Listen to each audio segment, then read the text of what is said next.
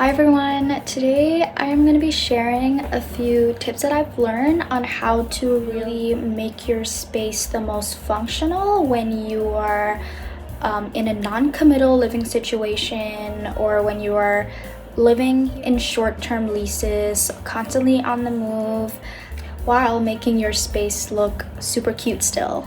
And I also want to give a little bit of context of my own living situation and where I'm at in my life right now. So currently where I'm at in my life, I am still renting. I'm still moving and figuring things out. In the last, I guess 2-3 years, 3 years of my life, I think, I've moved into 4 different spaces. And I guess I'll just go ahead and get started. I have my notes on the phone, so I'm sorry if I keep looking down on it. So the first tip I have is to opt out of bed frames, and I am really biased. I really love how my room looks without a bed frame. I think currently if I had one it would really overwhelm the space, but I really recommend this because it's such a hassle to move in and out. A bed frame is one of those things where you don't really need, you can still have a good night's sleep with a mattress. You don't need a bed frame. And I think by having your bed or mattress on the floor will give you more space for you to creatively explore how you can utilize and make that really cute or whatever. There are practical opportunities and also just more creative decor opportunities that you could make out of it, which I think is my favorite part. So the next tip I have is to use box crates as storage or shelf. If you could take one tip from this video, please remember this one because it is so life-changing. It's really cute as a shelf, and if you have your bed on the floor like mine, it makes the perfect nightstand, and it holds a bunch of books for me and a bunch of other knickknacks. And when you are about to move out, you could use that as move-in boxes.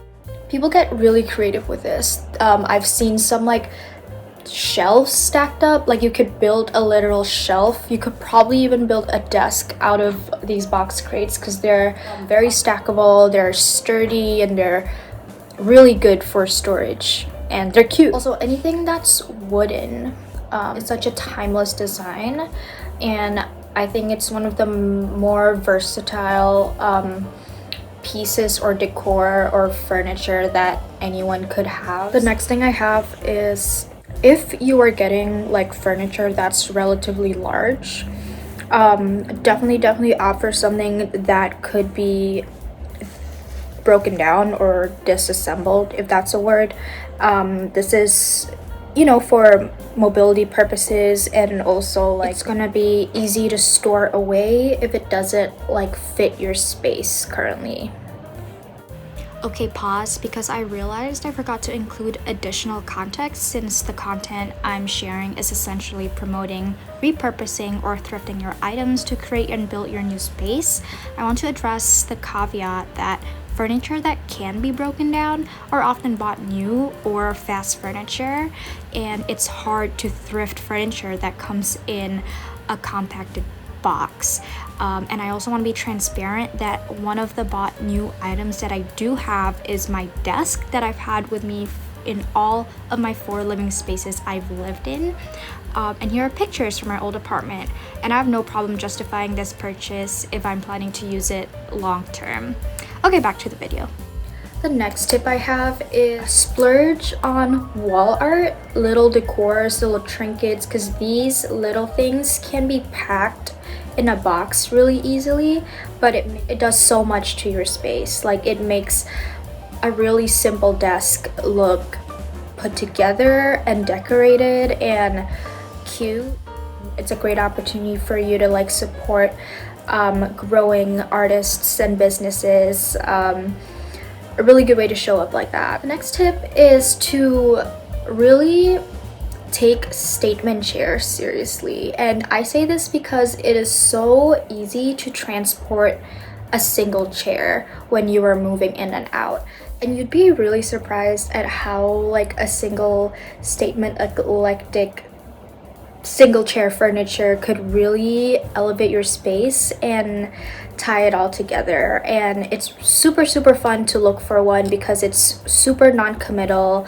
You don't have to look for a pair of chairs, you just have to look for one single statement chair. And usually in most thrift and antique stores, chairs come in singles anyway, so have fun with it. Okay, the next tip that I have that I am currently applying to my space right now is to invest in a lightweight beanbag, and this could be your replacement for like a couch. If you have a socializing area, instead of like committing to a giant couch that is probably gonna be a huge trouble moving in and out, get a lightweight beanbag. I actually marketplaced mine for like $100, and this specific beanbag is designed to be lightweight, and I was really lucky to have found it secondhand.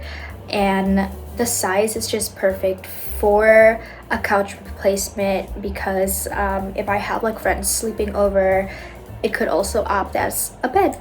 Okay, last but not least, tip that I have is to use blankets as statement rugs, and this has helped me so much because a rug is so heavy, it's so bulky, it's really hard to transport sometimes, whereas like a blanket, you could just literally fold it.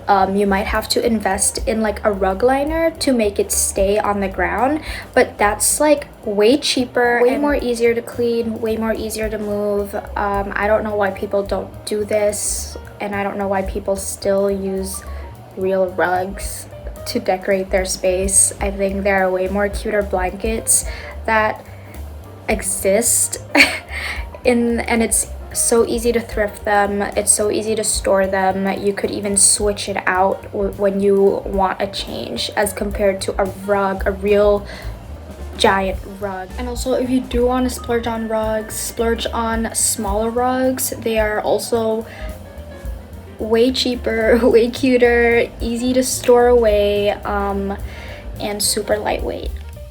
That's all for the video. I really hope you find these tips helpful. I want to make sure that I am really speaking to people who are at the same life stage as me, where we're still moving, we're still renting, we're still figuring things out, but we still value functionality and a cute space. So yeah, talk to y'all soon.